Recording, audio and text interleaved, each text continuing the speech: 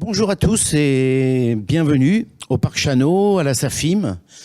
Eh bien, cette année, le Festival du Livre de Marseille sera en vidéo.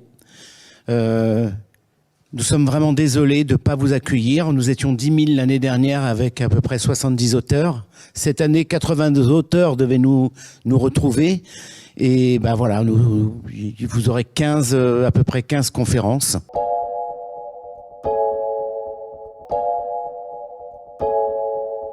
Bon, je crois que les gens qui sont des chercheurs, qui sont des trouveurs, hein, j'entends, les gens qui découvrent des choses. D'abord, il faut être créatif. La créativité, ça va avec une curiosité d'enfant. Il faut garder une curiosité d'enfant pour être un chercheur. Si vous perdez la curiosité et que vous commencez à devenir dogmatique et que vous commencez à essayer d'imposer aux autres une manière unique de penser, si vous faites plus de la recherche. Et l'autre chose, c'est que c'est un sport de combat. C'est-à-dire que dans la recherche, il ne suffit pas de trouver. Après, il faut le trouver, il faut savoir écrire, savoir mettre les choses en forme. Il faut que les gens acceptent de vous publier, ce qui est très difficile en général quand vous trouvez quelque chose de nouveau. Et ensuite, même quand vous l'avez publié, parfois il faut se battre pendant des années pour que l'on accepte que ce que vous disiez était exact.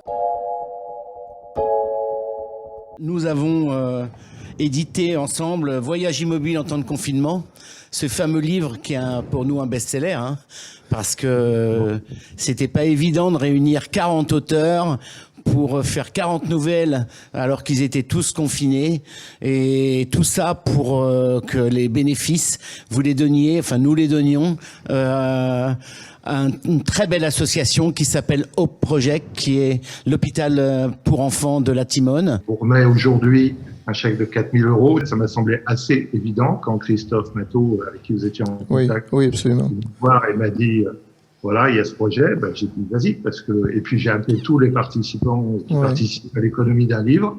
Et ils ont tous fait cadeau. Merci donc aux auteurs, parce qu'en fait, ces bénéfices, c'est le droit d'auteur qui nous ont tous les auteurs nous ont offert le droit. 40 auteurs, c'est une belle performance. Oui. Surtout que on leur a dit c'est pour hier. Ah, de l'idée même jusqu'à la sortie en librairie, il a dû se passer 1 mois et demi, quoi, maximum. Hein. C'est ce qui est incroyable, quoi. Michel Simaratos, qui est donc le professeur, le patron du service pédiatrique de la Timone, à qui vous allez remettre ce chèque. Nous allons tous les trois remettre ce chèque. J'ai été très touché parce que, vous savez, on ne souhaite jamais à personne de devoir aller à l'hôpital. Mais quand les gens doivent aller à l'hôpital et qu'ils ne peuvent pas faire autrement, on souhaite qu'ils croisent sur leur chemin des gens généreux comme vous et comme tous ceux qui ont contribué à ce bouquin. Et rien que pour ça, nous, on est contents et heureux de recevoir ce chèque, parce que si donner rend heureux, agir rend fier. Et c'est cette fierté-là qu'on veut vous transmettre de la part de tous les enfants et de tous les soignants qui vont bénéficier de cette générosité. Merci infiniment en leur nom à tous. Tout a démarré en 2017, effectivement, au festival de la photographie d'Arles. On voulait, avec mon épouse, Marie-Aude, remercier effectivement les gens qui nous ont donné, qui nous ont permis d'accueillir Jeanne au sein de notre famille. C'est un combat que beaucoup de femmes et d'hommes ont. Ouais, c'est un enfant sur 30 qui naît. Qui naît comme ça, et de plus en plus. Donc c'est vrai qu'on est très ému, et donc on a voulu remercier le centre Sainte-Colette par lequel effectivement nous sommes passés en faisant cet album de photographie. Bienvenue pour ce samedi, le 2e jour du Festival du Livre de Marseille en live. En réalité, la police judiciaire, c'est un article du Code de procédure pénale, l'article 14. C'est une mission. Cette mission est sous l'autorité des magistrats, et elle a tout simplement pour but, de constater les infractions, de rassembler les preuves et de rechercher les auteurs. Et ça, c'est fait par des officiers de police judiciaire qui peuvent avoir la qualité, naturellement, de policiers, mais aussi de gendarmes, de douaniers. On les oublie aussi. Nos maires et les adjoints sont des officiers de police judiciaire. Globalement, je pense que les Français ont un regard plutôt, encore une fois, confiant envers les membres des forces de l'ordre et leur sécurité, et faire en permanence un procès de violence ne me paraît pas juste à l'endroit des forces de l'ordre.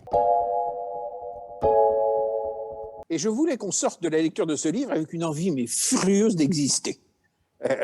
Au moment même où toute la société nous demande de confiner nos désirs, de confiner nos élans, et au moment où toute la société est en souffrance. C'est pas simple de faire la promotion d'un livre quand on peut pas aller à la rencontre des libraires, quand on peut pas aller à la rencontre des lecteurs. Moi, malgré tout, j'ai été voir des gens, en faisant évidemment attention. Mais les écrivains ne sont pas là pour appliquer les lois stupides. Ils sont là pour faire bouger les débats. Lorsque nous perdons le sens, et surtout le sens de notre identité nationale. Or, la place du livre est absolument centrale dans l'identité française. C'est pas quelque chose qu'on peut négocier. Et si quelques bureaucrates l'avaient oublié, on était prêt à leur coller des fessées. Parce qu'au fond, aucun pouvoir n'est assez légitime pour mettre en danger une librairie. Dans ces moments de solitude, évidemment, enfermé du confinement, l'écrivain est un privilégié parce qu'il connaît le confinement par essence. C'est son quotidien. Voilà, sauf que là, il est obligé, donc on le vit plus ou moins bien. Il n'était pas question que je passe cette période de confinement à ne rien faire. Je sais, et ça m'a étonné et peiné aussi que beaucoup de mes consoeurs et confrères ont été un peu tétanisés. On dit qu'ils n'ont pas pu écrire pendant cette période, a fortiori sur cette période. Il y a eu quelque chose de...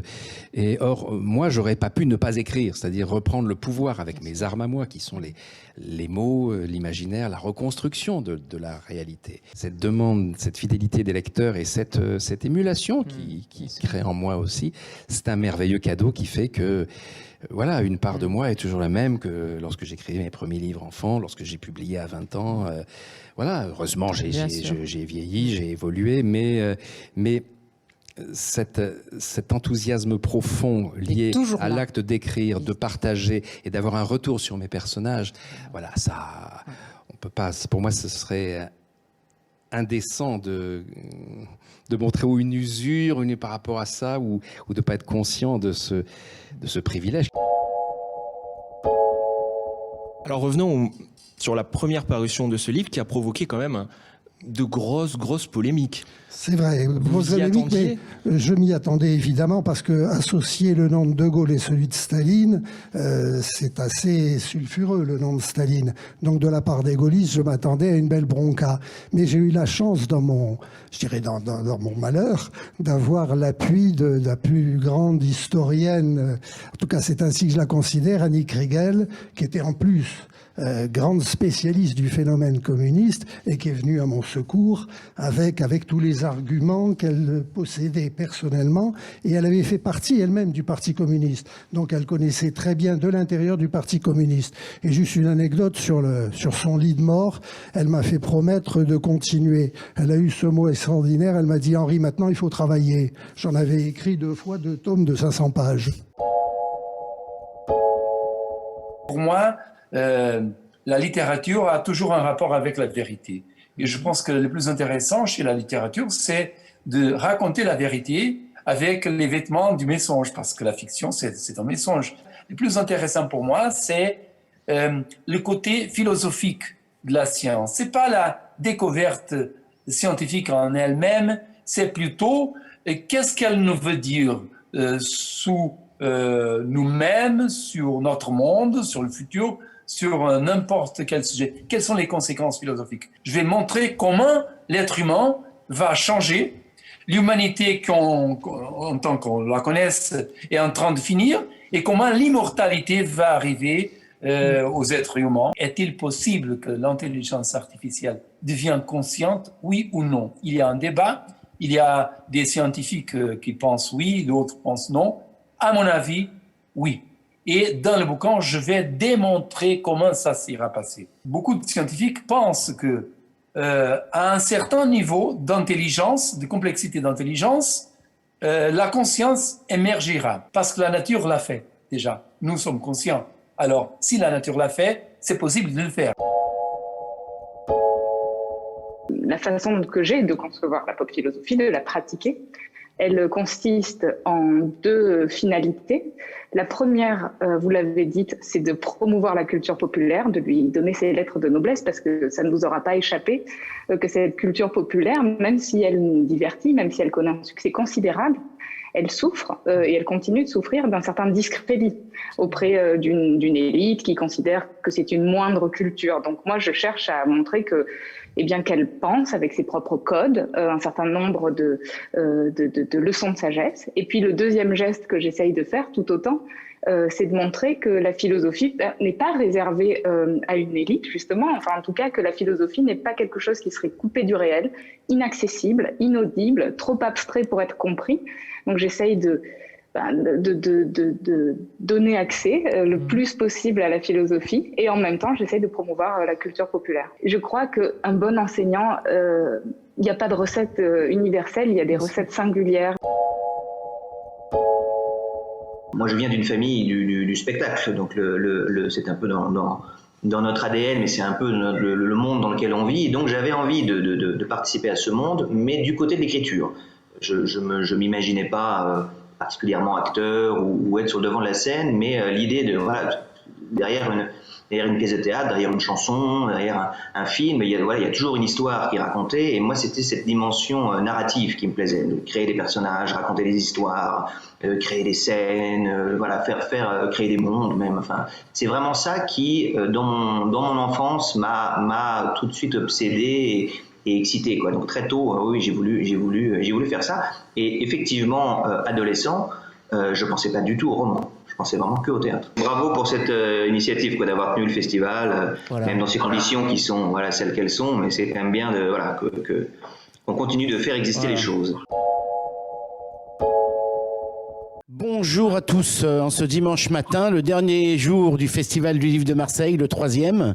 Et on commence très très bien ce matin avec Franz-Olivier Gisbert. Marseille est très attaqué par Paris. Pour une raison très simple, ce sont deux villes qui, historiquement, ne se sont jamais entendues. Il ne faut pas faire semblant de découvrir la une. Ça commence déjà... Bon, il y a la belle histoire de Louis XIV, là, qui fait installer deux forts, Saint-Nicolas et Saint-Jean, avec les canons qui sont pointés sur la ville, et non pas sur la mer. Et Jules Agrine, il disait toujours, c'est le personnage qui doit être vivant. On part d'un personnage vivant. Il est dans votre tête, il va grandir, il va pousser pendant 2-3 mois. Et puis un jour, allez, on se met à la table de travail, il est dans votre tête, c'est lui qui va dicter le livre. Et je travaille un peu comme ça. Donc je sais pas, quand j'ai commencé le livre, je sais pas comment il finissait. Mais juste, c'est très important, c'est d'avoir les personnages avec toutes leurs caractéristiques, les sentir. Mes personnages sont vivants en moi et de temps en temps, on est toujours un peu triste de les quitter. C'est-à-dire, je pense qu'on vit dans des personnages, on devient ces personnages, ou les uns ou les autres d'ailleurs. Et à la fin, quand c'est à peu près réussi, ça donne des personnages qui sont vivants, qui restent vivants. Tous les bénévoles, à partir du moment où vous donnez de votre temps pour aider quelqu'un d'autre, vous vous aidez vous-même, en fait, d'une façon que vous ne mesurez pas spontanément, mais sans y penser. Et c'est pas ça que vous venez chercher. Vous y allez avec votre cœur, vous avez envie de donner du temps aux autres, ce qui est déjà très bien, mais c'est incroyable le bien que vous vous faites. Ça change le curseur de vos émotions, de vos plaintes. Et on pense un peu moins à soi et ça fait beaucoup de bien. Et je trouvais intéressant de montrer une autre facette du handicap, le handicap vécu par la personne elle-même, et de montrer que ces personnes, elles sont comme vous et moi, elles ont leurs douleurs, mais elles ont leurs moments de joie, elles sont gaies. Et puis, dans le fond, je pense qu'une fois qu'on leur a trouvé une solution adaptée, ces personnes-là peuvent être plus heureuses que nous, parce que nous, on est tout le temps en train de se demander c'est quoi le bonheur, et on se plaint, et on attend toujours quelque chose. Je crois que des personnes handicapées mentales comme mon fils, le bonheur, elles le saisissent dès qu'il est là. C'est à l'instant. Elles ont des émotions brutes, instantanées, immédiates. Et je vois mon fils quand il est heureux, mais il est pleinement heureux, quoi. Il ne se pose aucune question. Il exprime cette joie de façon extravagante et c'est magnifique à voir. Et on devrait un peu réapprendre cette spontanéité. Et j'ai chopé que les trucs que je trouvais marrants, surprenants et tout ça de la vie de Baudelaire pour en faire le roman de sa vie. Mais évidemment très, très documenté, mais archi-documenté, et le plus précis possible, mais avec cette part de liberté, puis de pouvoir écrire à ma façon, employer mon vocabulaire et tout. Et donc voilà, essayer de donner envie aux gens de connaître les fleurs du mal, notamment, puisque Baudelaire, en fait, c'est l'auteur d'un livre. De toute façon, s'il y a un seul recueil de poésie française à lire, c'est Les Fleurs du Mal. C'est un chef-d'œuvre total. Baudelaire, il voulait pas que Les Fleurs du Mal soient un recueil de poésie mises les unes à côté des autres, pratiquement dans n'importe quel ordre. Non, il y avait une logique dans sa tête, un sens et tout qu'il n'y a plus dans les éditions actuelles des Fleurs du Mal. La fiction permet de bien décrire le réel, même si la réalité dépasse toujours la fiction. Et ce besoin d'évasion, il est constant et il dure chez moi maintenant depuis une quinzaine d'années, où j'ai toujours eu ce besoin d'écrire, de raconter un petit peu le vécu des policiers.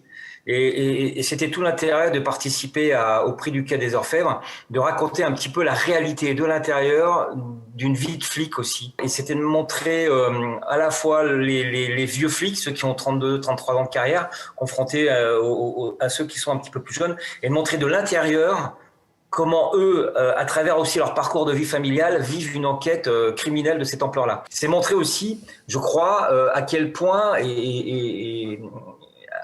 ce métier de flic, il est perturbant et que vraiment il faut avoir les deux pieds bien ancrés dans le béton pour pouvoir travailler sérieusement et sereinement. Quand vous êtes confronté à la misère, à la mort, à la violence, déjà la découverte de cadavres en soi elle est violente, mais derrière il faut qu'on aille annoncer aux parents, aux proches, tout ça et ça on nous l'apprend pas toujours en école de police. Il y a 17 ans, j'ai été placé sous protection policière parce qu'il y avait de la part de certains islamistes une volonté d'attenter à ma vie. Et à l'époque, Nicolas Sarkozy était ministre de l'Intérieur. Il avait décidé de me placer sous protection policière. Et de façon régulière, les évaluations qui sont faites montrent qu'il y a des menaces constantes. Pour moi, la menace de mort ou la condamnation n'est pas un statut, ça ne me donne pas plus de légitimité. J'espère que les gens ne m'écoutent pas parce que je suis menacé de mort, mais parce que je leur dis des choses qui leur paraissent intéressantes. Le fait que des journalistes, des intellectuels, des avocats sont aujourd'hui obligés de vivre constamment sous protection policière, ça dit quelque chose sur l'état de notre société. Et qu'est-ce que ça dit ? Ça dit tout simplement qu'aujourd'hui, un commentateur, un observateur, quel qu'il soit, sans préjuger de la qualité de ses travaux, ne peut pas vivre sereinement dans un pays de liberté d'expression. J'ai adapté mon travail à cette situation, mais en vérité, c'est grave pour la société. Parce que la société n'a pas compris que lorsqu'on vise ces journalistes, lorsqu'on vise ces intellectuels, lorsqu'on vise ces universitaires, lorsqu'on vise ces avocats, lorsqu'on vise ces religieux, lorsqu'on vise une communauté religieuse quelle qu'elle soit, on la vise dans son entièreté. Donc je crois que pour comprendre l'humanité, il faut quitter l'humanité et essayer de comprendre comment pourraient fonctionner des systèmes non humains. Donc il faut regarder les espèces qui sont intelligentes. On a besoin d'autres formes d'intelligence. Imaginez la planète s'il n'y avait que des êtres humains. Profitons qu'il y a encore un peu de biodiversité, même si celle-ci disparaît, pour essayer de voir les choses un peu différemment. Moi, j'écris pour que les gens, surtout dans cette période un peu compliquée, et prennent du recul, se détendent, rient, voient de l'action et ne soient pas dans l'introspection déprimante. Je crois qu'il est très important de maintenir un contact tout le temps. J'ai envie de savoir ce que pensent les lecteurs de mes ouvrages et c'est pour ça que je voyage aussi beaucoup. C'est ce qui me manque peut-être le plus, qu'aller au café, c'est d'aller dans les salons du livre parce que ça m'offrait précisément des points de vue autres que rester tout le temps au même endroit.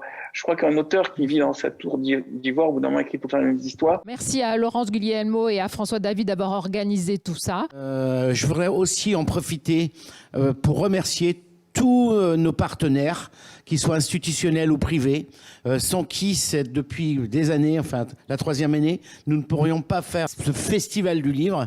Donc un grand merci à eux, au soutien de la culture, surtout en ces temps très très très difficiles. Et on veut remercier aussi tous les gens qui nous ont suivis pendant 3 jours.